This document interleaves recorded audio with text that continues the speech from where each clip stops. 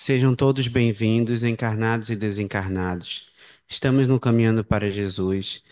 Antes de começar os trabalhos, a gente sempre faz uma prece. A prece hoje vai ser feita pela nossa irmã Francilane. Eu pediria que todos acompanhassem mentalmente. Vamos elevar o pensamento a Deus. Deus Pai, Maria, nossa mãe, Jesus, nosso irmão, espiritualidade amiga que nos acompanha no dia a dia.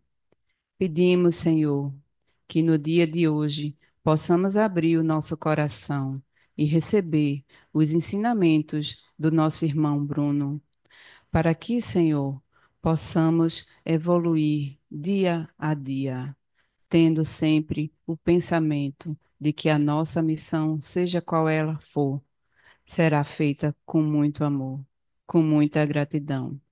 Pedimos, Senhor, que os nossos corações, nossos olhos, nossos ouvidos estejam bem abertos para que possamos aproveitar o máximo possível.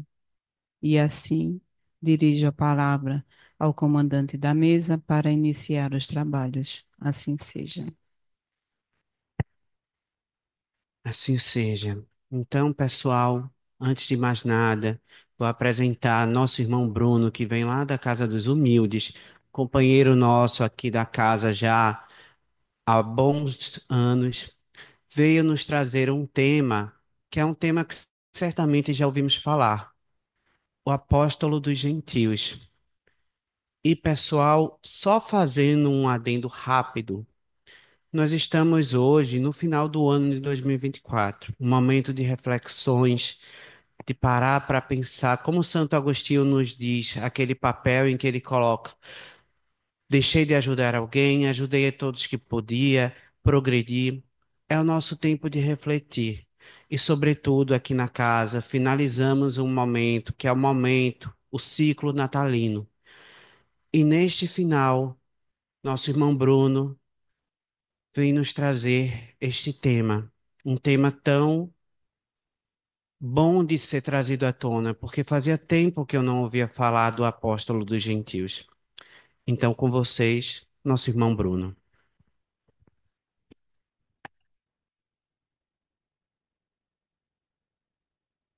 Bem, meus queridos amigos e irmãos, muito boa noite.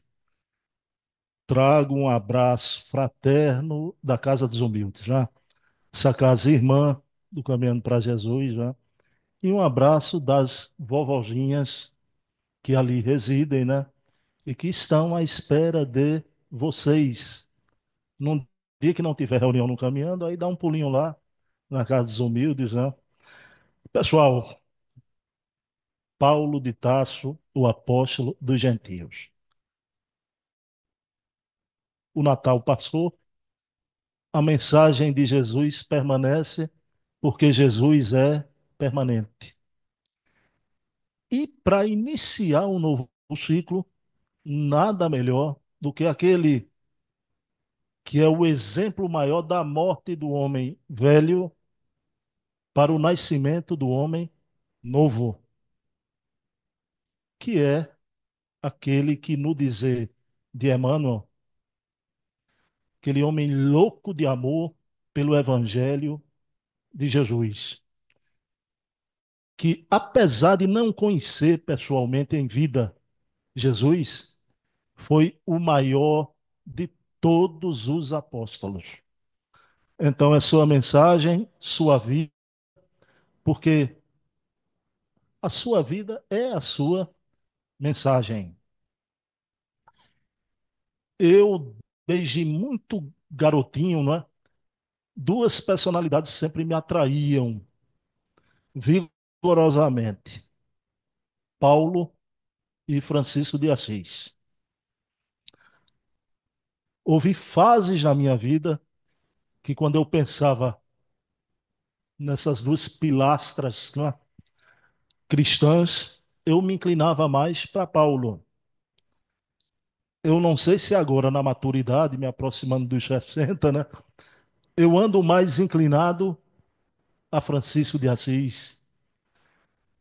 Mas eu acho que essas inclinações fica ao sabor de cada um, ao momento de vida de cada um, porque não há comparação de espíritos tão extraordinários. Cada um veio trazer o seu contributo, veio trazer a sua mensagem. Só que Paulo foi decisivo para essa noite aqui no Caminhando para Jesus. Porque novamente é Emmanuel em Paulo e Estevão. Por causa de Paulo, se não fosse Paulo, não estaríamos aqui.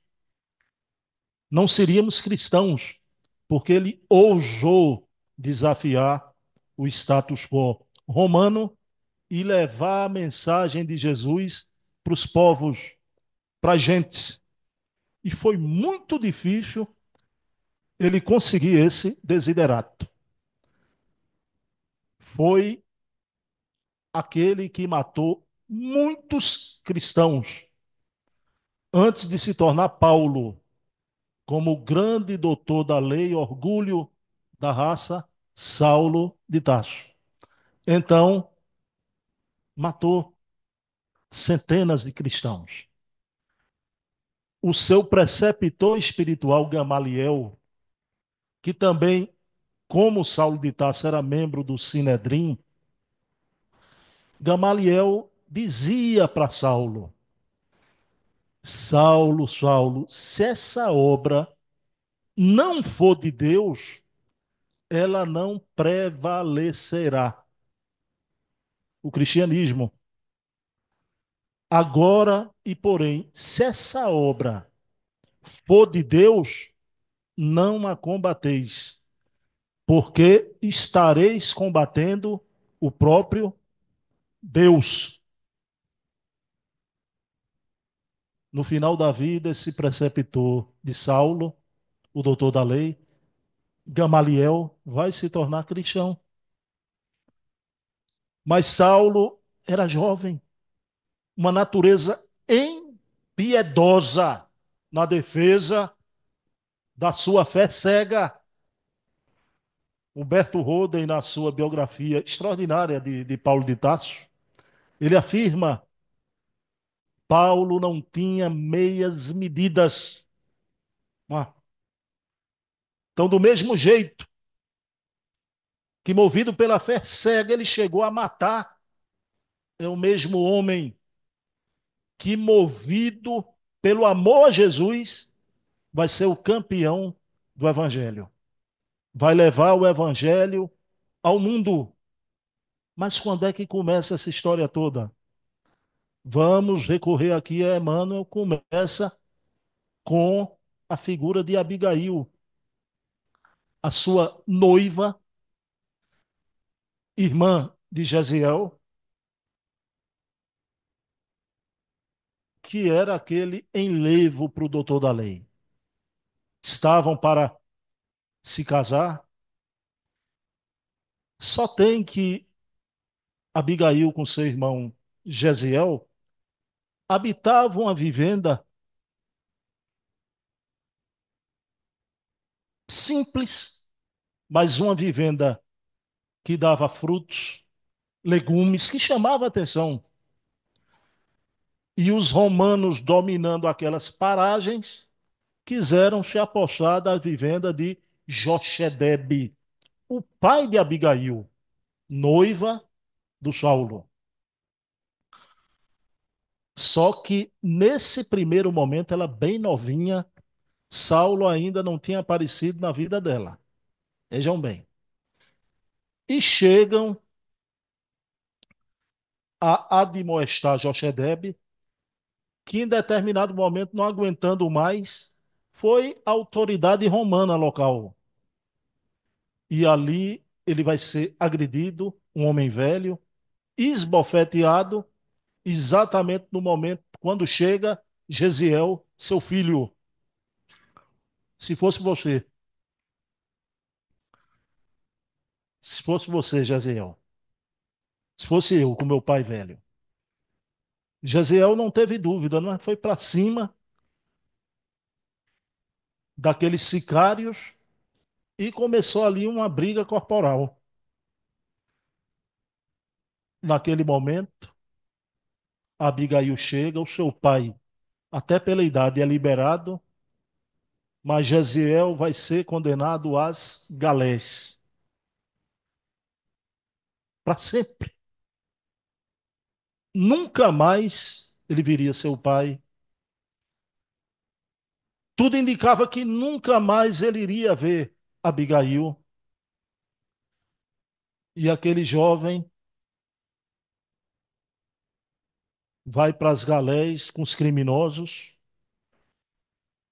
remando para os romanos. E você viver nas galés era uma coisa horrível, né? Porque tinha um ritmo de campanha, tinha um ritmo de combate. E a maioria, em pouco tempo, falecia. Mas aquele jovem, tomado por uma força superior, ele vai vencendo o tempo, já com a barba exulta, né, totalmente modificado. Um dia, a autoridade romana, um cônsul que estava viajando no navio, adoece da febre maldita do momento. E o Gesiel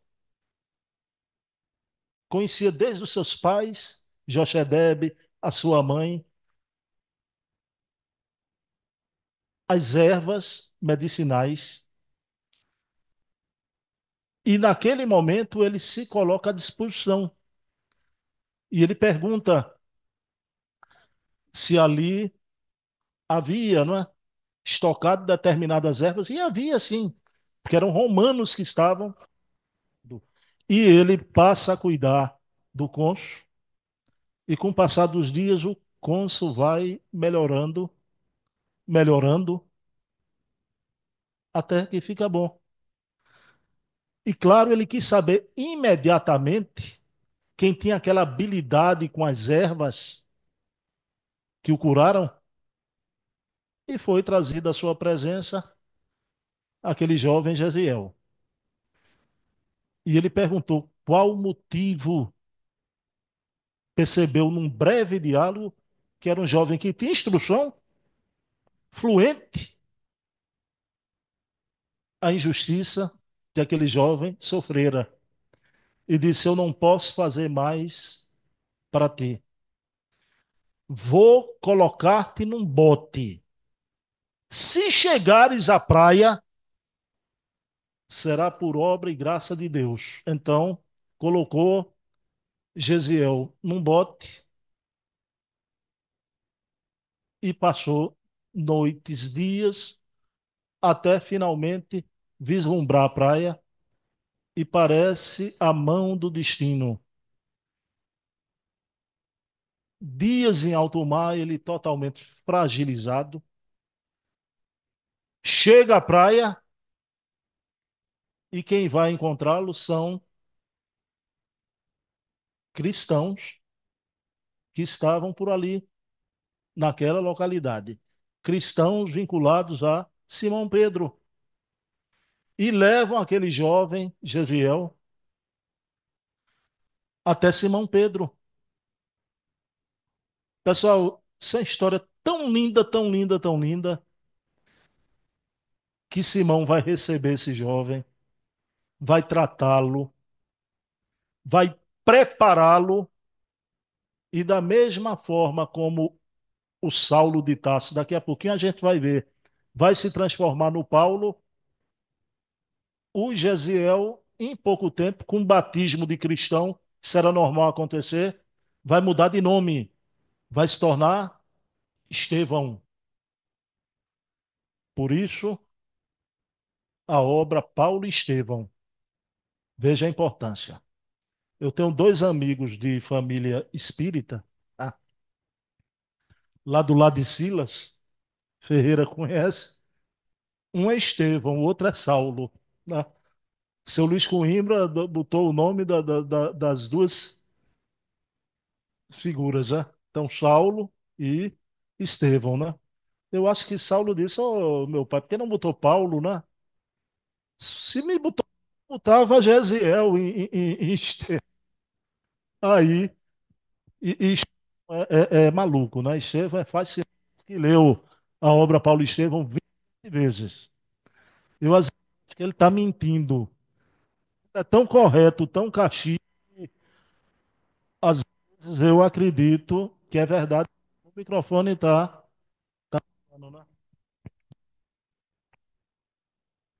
Tem alguma coisa para falar? Então, vejam bem, esse sistema, em pouco tempo, vai ajudar as reuniões e vai se tornar um grande pregador. pregador. Só que ele é fejado, né, por uma força superior. Não é os oradores da casa espírita, né? A gente prepara um roteiro de uma eloquência divina, de um amor impressionante. Pouco tempo fez uma figura do Estevão. E, claro, como sempre acontece, muito cuidado com a fama, que atrai também muita coisa. Quando se expõe, o que aconteceu? Chegou aos ouvidos Saulo, havia uma oração, estava impressionando todo mundo daquela região. Prometeu a Abigail, bom Felipe, que ia encontrar o irmão de todo jeito. Mas o tempo passou e chegou a data para aquela execução, a lapidação de Estevão. Pessoal, eu estou fazendo aqui um voo rasante que eu estou controlando a minha fala pelo tempo. Leiam a obra Paulo e Estevão, que é de uma beleza impressionante. Então,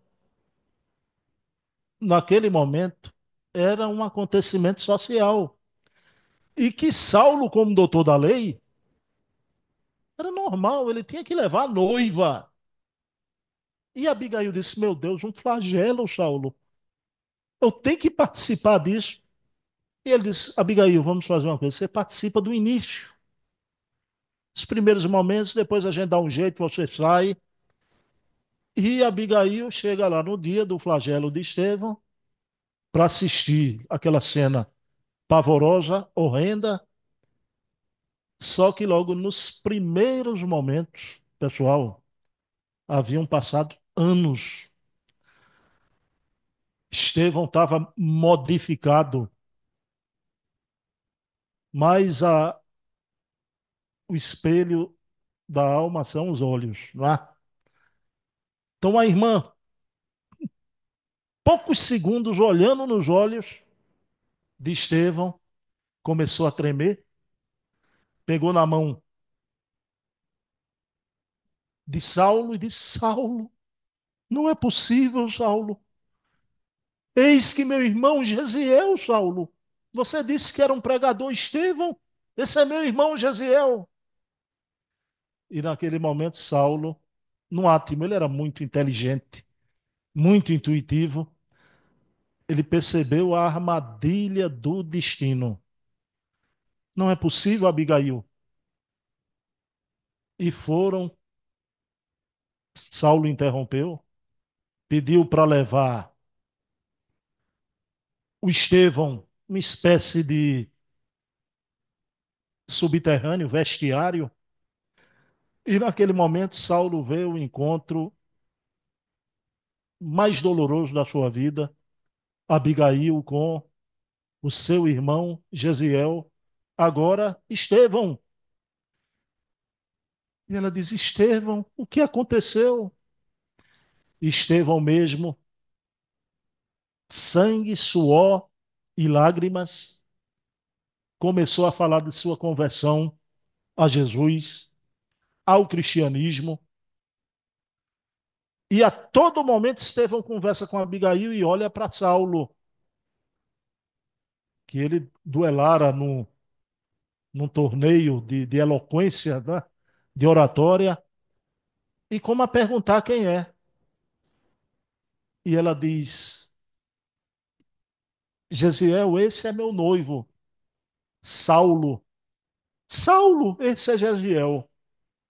E o Saulo fica lívido, não se aproxima, e passa-se mais um tempo. Gesiel vai desencarnar nos braços da sua irmã amada, adorada Abigail, sem antes dizer, mas porque ela viu a situação e ela diz: Gesiel, ele não sabia que você era meu irmão. Ele não tem nada de mais, Abigail, não é? Jesus já o ama muito. Se ele faz isso pela sua fé cega, que dirá quando ele conhecer a Jesus?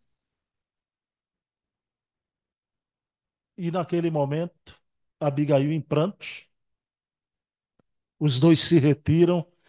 Pessoal, aquela coisa, o lado sombra e o lado luz.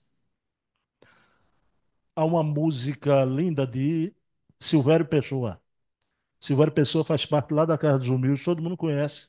Século do ano ele faz o baile do Menino Deus, né?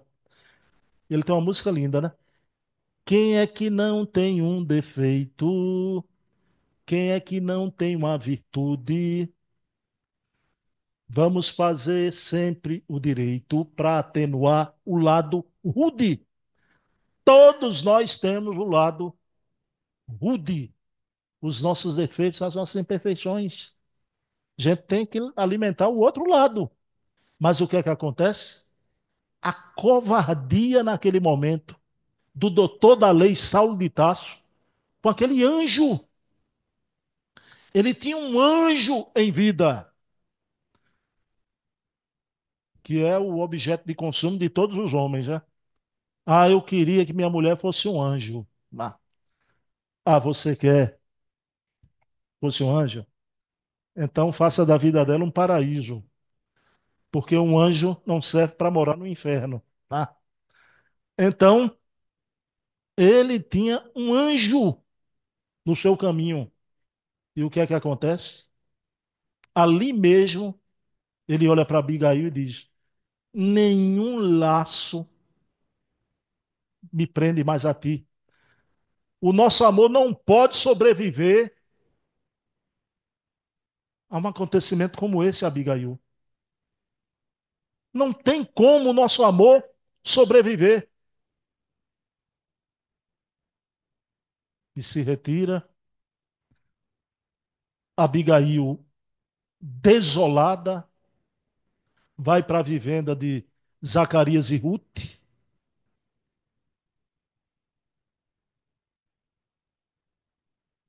e vai se tornar cristã,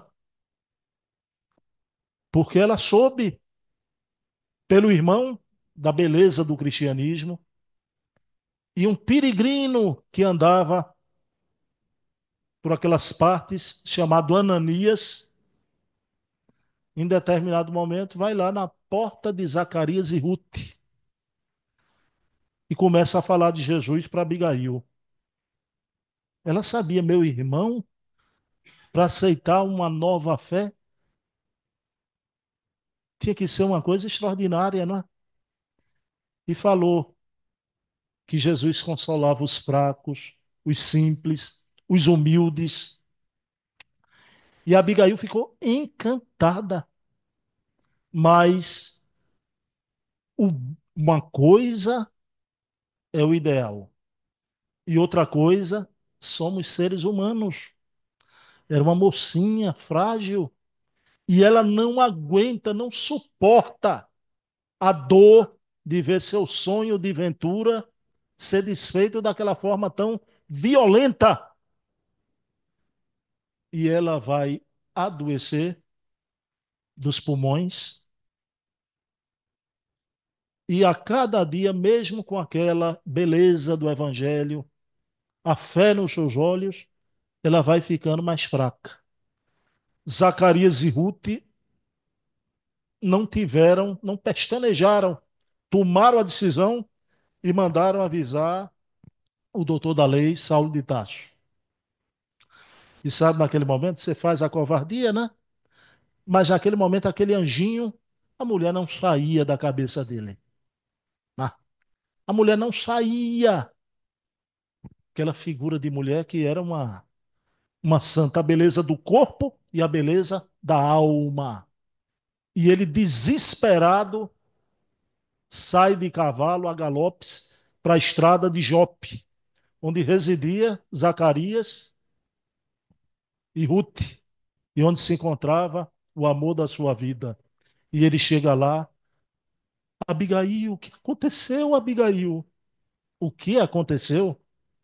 Ele ter a coragem de perguntar, e ela conta a ele que haveria de melhorar, mas conta a ele também que encontrou um amigo que conheceu o meu irmão, e esse amigo veio aqui, Saulo falou de Jesus. Naquele momento ele pensou em repreendê-la, mas no ato ele percebeu que seria muito covarde da parte dele. Então ele retrocedeu, ficou escutando. Ela, eu como meu irmão, Saulo, me tornei cristã. E ele não vai querer ter essa conversa, digamos assim, doutrinária. Ele deixa isso para lá e vai ficar ali com Abigail. Tinha suas responsabilidades, se afastava por um momento e voltava imediatamente, mas dia a dia ela ia ficando mais fraquinha, até que em determinado momento ele não se encontrava em Jope. Zacarias manda chamá-lo imediatamente e ele chega lá para despedida. Essa hora tremenda da despedida. Eu já passei por isso, né? Eu já tive alguém no meu caminho que foi minha mãe que desencarnou nos meus braços, né? Já perdi muita gente querida, mas nos meus braços. Imagine você perder uma noiva amada e Saulo chega, Abigail, e ela começa a sair golfadas de sangue. Ele, Abigail, você vai melhorar. Vamos nos unir. E ela diz a ele: serás a mãe dos nossos filhos. E Abigail diz a ele: Saulo, eu presinto que não serei a mãe dos teus filhinhos. Não nos iludamos, isso aqui é um leito de morte. É um leito de morte. E ali, pela primeira vez, vão ser duas vezes, pela primeira vez, aquele homem impetuoso, né, absoluto, que se achava certo em tudo, vai chorar em desespero ao ver a noiva em sangue, engolfadas de sangue, desencarnar nos seus braços. Ela, no momento final, ainda olha para Zacarias e Ruth, num gesto de agradecimento, os pais adotivos, e ali vai para o plano espiritual, aquele espírito que é verdadeiramente um anjo, Abigail. Ah, ele nunca mais vai casar, nunca mais vai olhar para uma mulher, mesmo ainda como Saulo. O Alírio de Cerqueira Filho, Paulo de Tarso, de Paulo de Tarso ao cristianismo é de vivo, ele afirma, né? Jamais deitou na cama de outra mulher. Nunca olhou para outra mulher, mas ainda todo o seu amor, ainda obnubilado, encoberto, o lado sombra e o lado luz. Ele viu que em todos os momentos do encontro com Jezreel, o fatídico com Abigail, essa figura de Jesus o perseguia. E o ódio dele era esse Jesus. E ele vai com seus asseclas organizar uma expedição, porque ele soube, né, que os cristãos estavam se organizando lá em Damasco. E ele vai partir para Damasco com seus asseclas para acabar com aqueles cristãos e a divulgação da mensagem desse Jesus que o perseguia e que ele odiava. E ele vai pelo deserto de Damasco, e era o momento que ele não queria, né?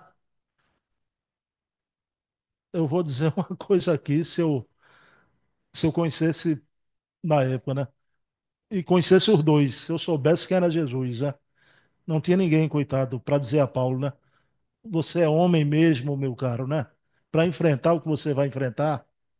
E ele vai na estrada de Damasco, quando a determinado ponto do caminho, uma luz começa a incidir nos seus olhos. E ele começa a ver aquela luz, e o que acontece? Ah, aquela luz vai se aproximando e vai tomando a forma humana. E naquele momento ele vai cair do cavalo, porque o encontro entre Jesus e Saulo não podia ser os dois em pé, tinha que ser de joelhos. Tá? E ele cai do cavalo, fica de joelhos, olhando aquela luz, e ele vai fazer a pergunta, né? Pergunta que os séculos reverberam, não é? Primeiro ele ouve, né? Saulo, Saulo, por que me persegues? E ele de joelhos, ele viu a beleza, a majestade. Imediatamente ele teve certeza no seu íntimo, ele já sabia quem era. Mas mesmo assim perguntou: Quem sois, Senhor? Senhor, eu sou Jesus, Saulo. A quem tu persegues? E naquele momento ele desmonta, né? Ele compreendeu Estevão com a tranquilidade no martírio, com a resignação, sua noiva amada cristã, perdoando tudo que ele fez ao irmão e a ela própria. E naquele momento ele se sentiu derrotado. E Jesus diz: Entra na cidade que eu te direi o que fazer.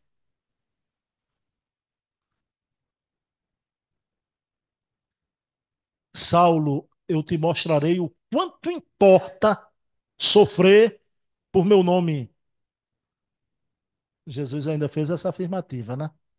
Te mostrarei o quanto importa sofrer por meu nome. E dali adiante, nos dias do futuro, ele sempre vai ouvir, né? Não afasteis o arguilhão da dor do teu caminho. Não afasteis o arguilhão da dor do teu caminho. E ele entra numa estalagem, né? Vai ficar ali durante 2 noites. E em determinado momento, alguém vai bater na estalagem.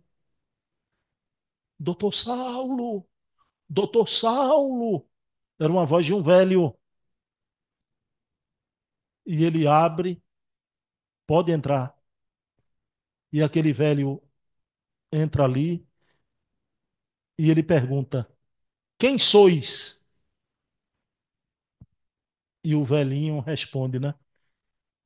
Eu sou Ananias. Ananias, aquele que converteu Abigail. Eu sou Ananias. Jesus me mandou aqui. Ele viu em sonho Jesus. E Ananias, naquele momento, põe a mão nos olhos até então cegos do doutor Saulo, né? E cai como escamas. Por certo, ali era bioenergia, né? O magnetismo, tanto do Ananias como da espiritualidade superior.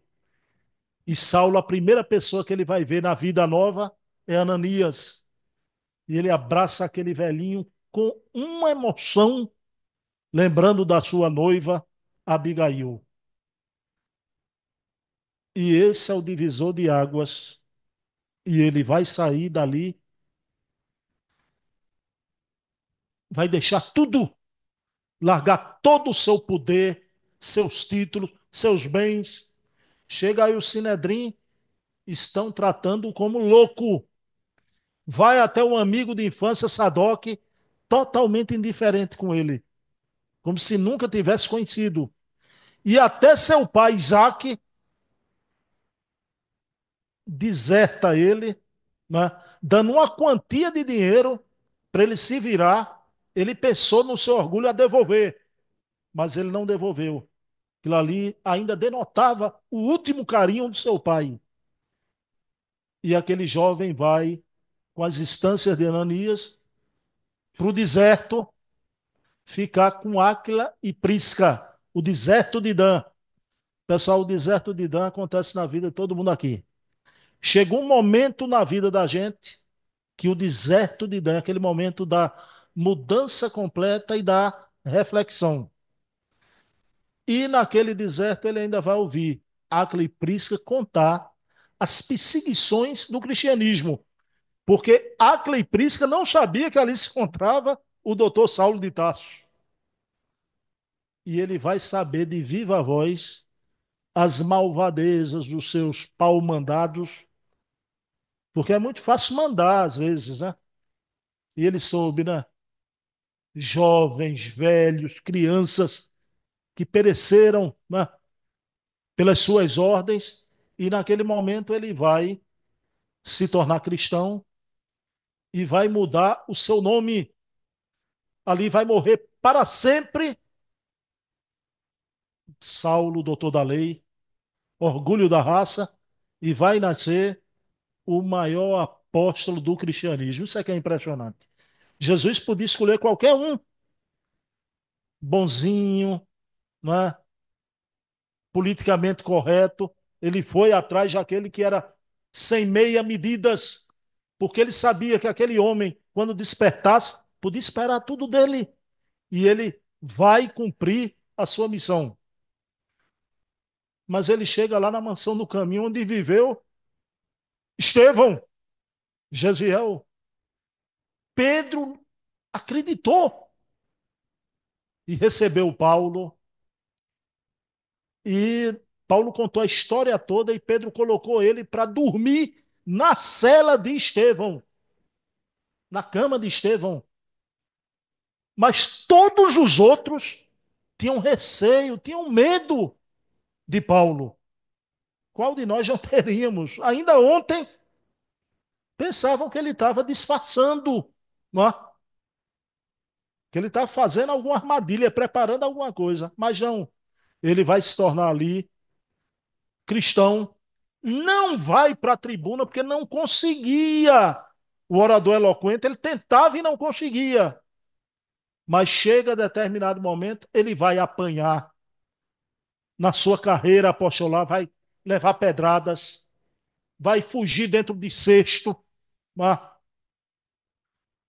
E ali na mansão do caminho, ele vai ter na casa do caminho, mansão do caminho é do nosso querido Divaldo Franco. Na casa, que é inspirado o título até na casa do caminho, né? Ele vai dizer que subiu ao terceiro céu, desdobrou-se e foi realmente para uma região maravilhosa. E ele vai querer levar o evangelho do Cristo para o mundo. Só tem que Tiago não aceitou bem a história, né? Ele levou lá um jovem Tito para fazer parte dos trabalhos, e Tiago disse: para se tornar cristão tem que se circuncidar. E Paulo ficou furioso com aquilo. O quê? para se tornar cristão, ter que circuncidar-se. Paulo não aceitava aquilo. E na igreja de Antioquia, que até fenômenos de materialização acontecia ali. Quando começou essa querela entre Tiago e Paulo, os fenômenos arrefeceram. E Pedro foi chamado para pacificar o ambiente. E Paulo cobrou de Pedro, que Pedro, na presença de Paulo, concordava com Paulo, mas na presença de Tiago, dava a parecer que concordava também. Pessoal, entenda o dilema, é difícil. Vamos nos colocar na posição de Pedro, pelo amor de Deus.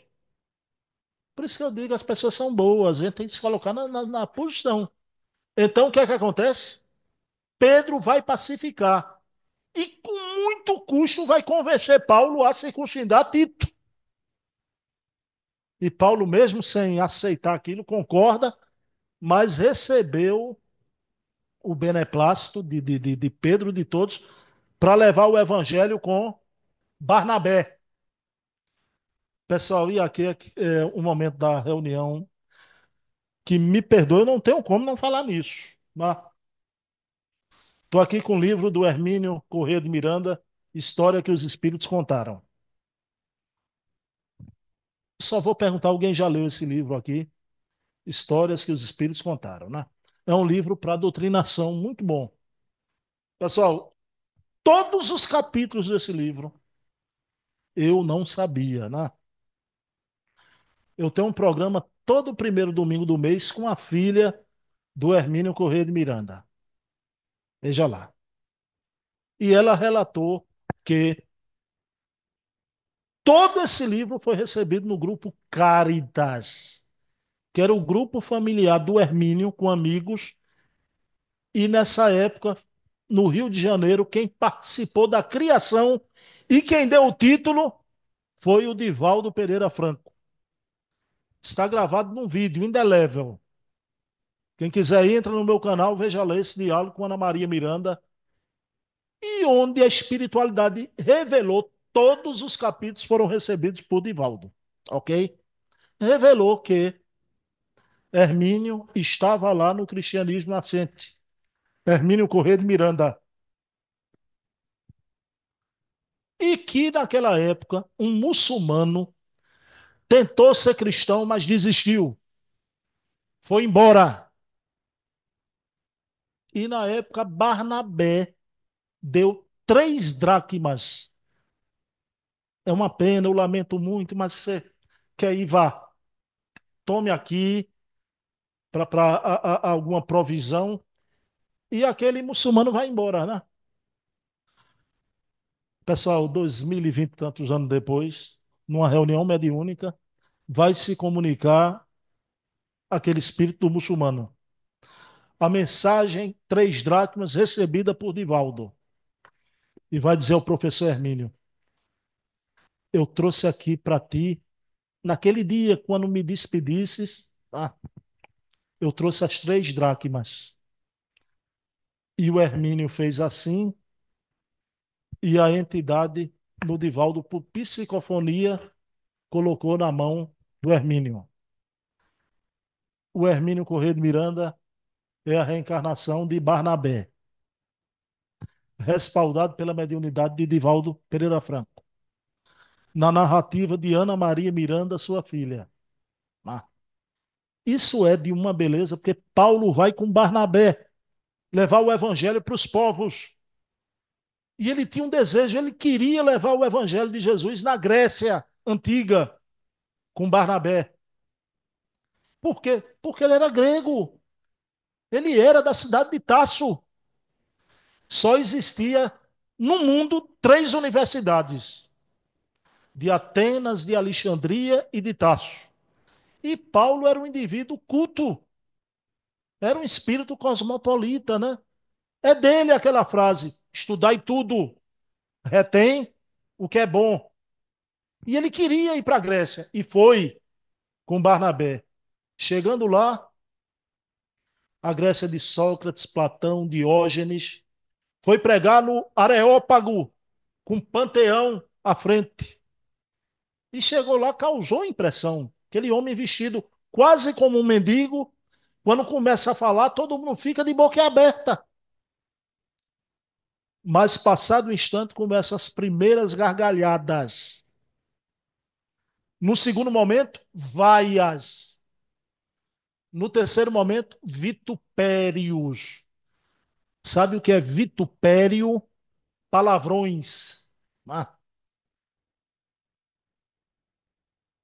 aqueles homens cheios da sabedoria grega, aqueles homens inteligentes, não aceitavam nada que é moral, porque tudo que é moral faz mal aos homens orgulhosos, inteligentes e vaidosos.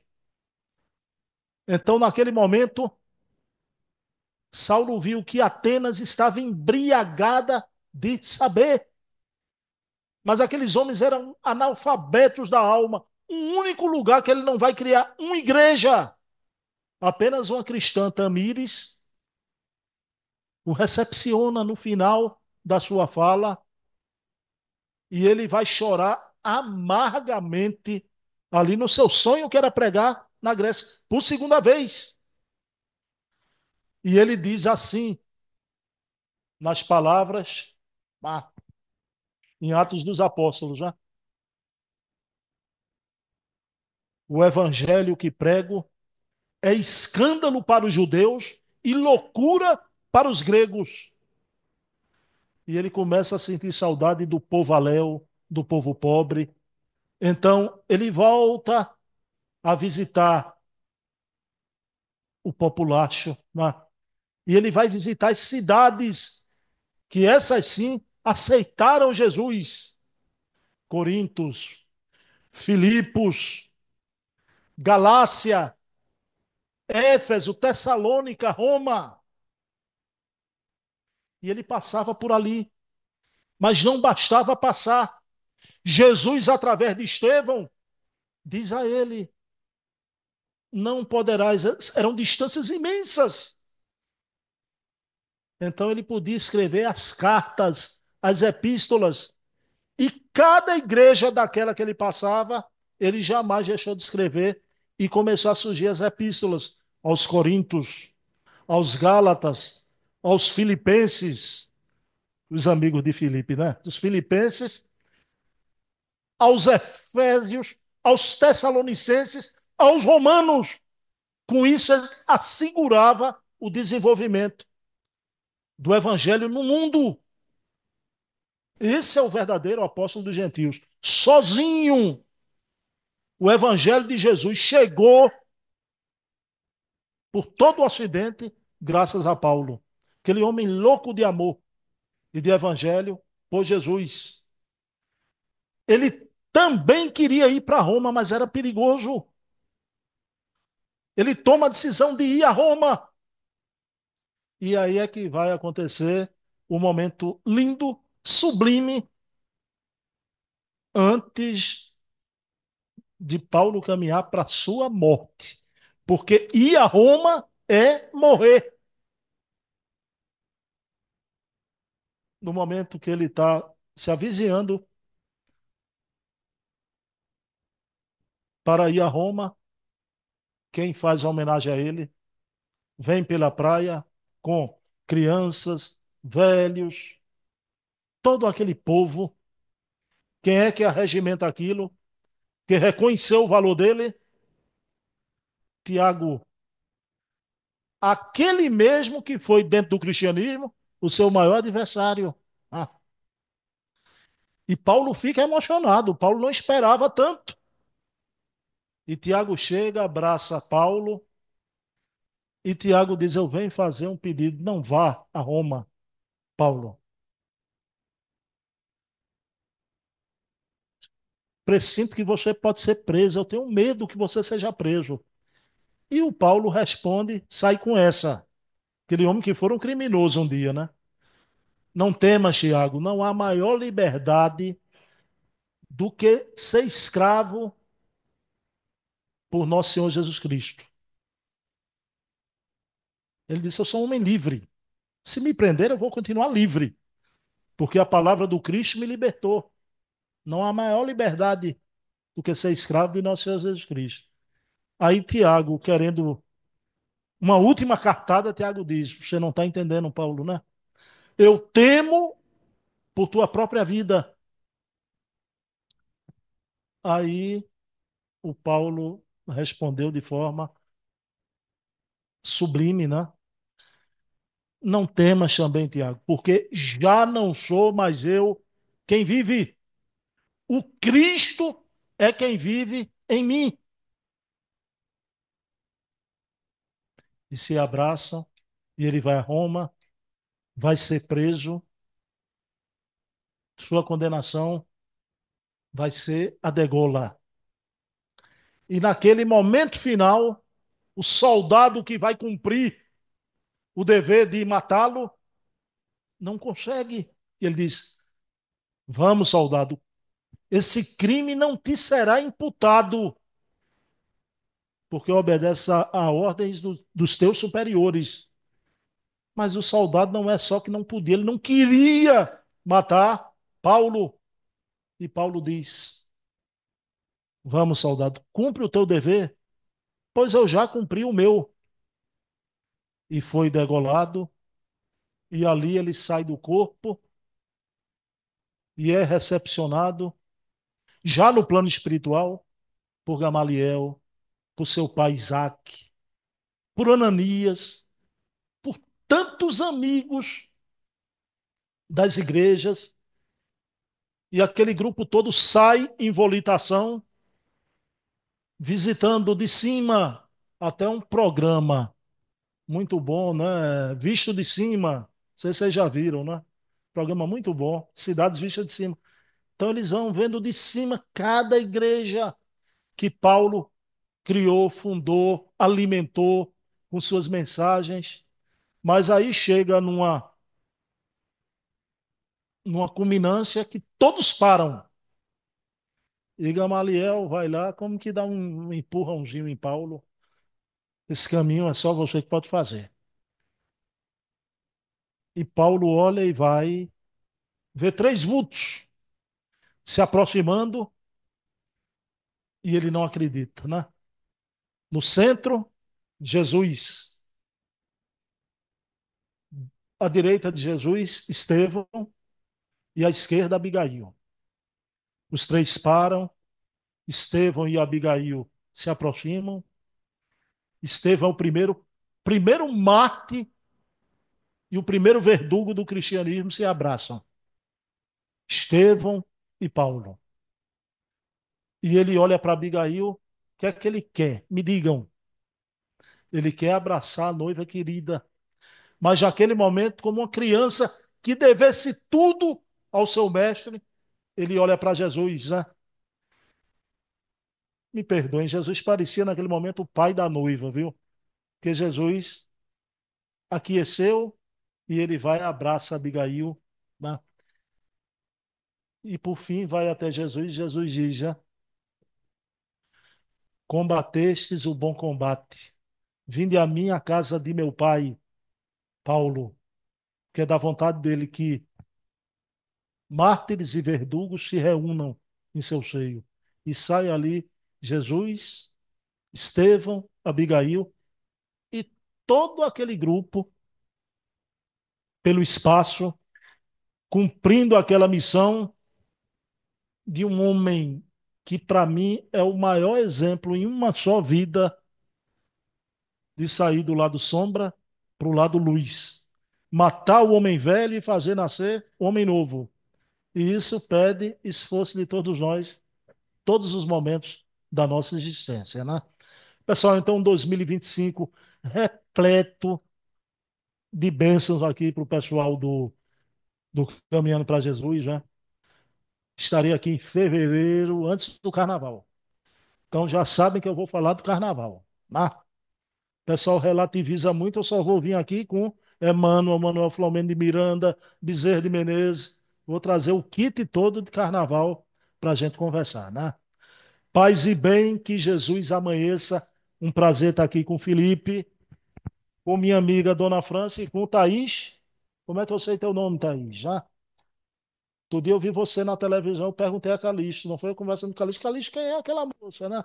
Fez uma prece bonita ali na reunião. Pessoal, muita paz. Feliz ano novo. Viu? Então, falar de Paulo Estevão é falar de uma história que pode ser a nossa. A partir do momento em que cada um de nós se coloque diante do Cristo e diga que é de seu desejo e sua livre e espontânea vontade que ele arrombe as portas do seu coração e faça morada eterna.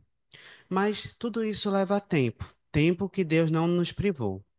E para fechar a reunião, é necessária uma prece final, prece que nossa irmã Thais vai fazer. Vamos acompanhar com o coração abertos, ouvindo e conectando-nos com Deus. Boa noite a todos. Vamos elevar nossos pensamentos ao alto e vamos orar. Vamos agradecer também, primeiramente, pela noite de hoje, pelo nosso dia, por estarmos aqui, nesta casa que nos acolhe. Agradecer também pelas palavras do nosso irmão. Agradecer pelo ano e agradecer pelo ciclo que irá se iniciar. Que o Senhor Jesus e a Virgem Maria nos proteja e abençoe para a volta aos nossos lares.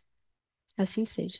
E ainda em prece, passo a palavra ao nosso irmão, para assim dar por encerrado as primeiras partes dos trabalhos da noite de hoje. Que assim seja. E com a permissão de nosso Senhor Jesus Cristo e com a bênção de nossa Mãe Maria, damos por finalizada a reunião deste dia. Um feliz ano novo a todos